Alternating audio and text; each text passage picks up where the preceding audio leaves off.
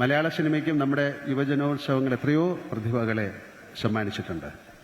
കേരള സർവകലാശാല യുവജനോത്സവത്തിൽ കലാപ്രതിഭയായ അകാലത്തിൽ പൊലിഞ്ഞ അമ്പിളി അരവിന്ദന്റെ പേരിലാണ് പിന്നീട് 1ാം സ്ഥാനം നേടുന്ന കോളേജിനുള്ള ട്രോഫി തന്നെ ഏർപ്പെടുത്തിയത് എന്നാണ് എൻ്റെ ഓർമ്മ. അവരുടെ മകൾ പൊന്നമ്പിളി സ്കൂൾ കലോത്സവങ്ങളിൽ പ്രതിഭയായി. പിന്നെ ചില സിനിമകളിലൊക്കെ അഭിനയിക്കാനും ആ കുട്ടിക്ക് സാധിച്ചിട്ടുണ്ട്. പിന്നീട് അങ്ങോട്ട് നമുക്കെല്ലാം പ്രിയപ്പെട്ട മഞ്ജു വാര്യർ, നവ്യ നായർ, യദു കൃഷ്ണൻ, ശരത് ദാസ് ഒക്കെ തന്നെ കലോത്സവ വേദിയുടെ സംഭാവനകളാണ്. നമ്മുടെ ഗായികയായ KS ചിത്ര, ഗായകൻ G വേണുഗോപാലുമൊക്കെ കലോത്സവങ്ങളിലൂടെ വളർന്നു വന്ന താരങ്ങളാണ്. അന്നൊക്കെ കലാതിലകങ്ങളുടെ മുഖചിത്രങ്ങൾ ജനപ്രിയ പ്രസിദ്ധീകരണങ്ങളിൽ വന്നിരുന്നത് ഞാൻ ഓർക്കുകയാണ്.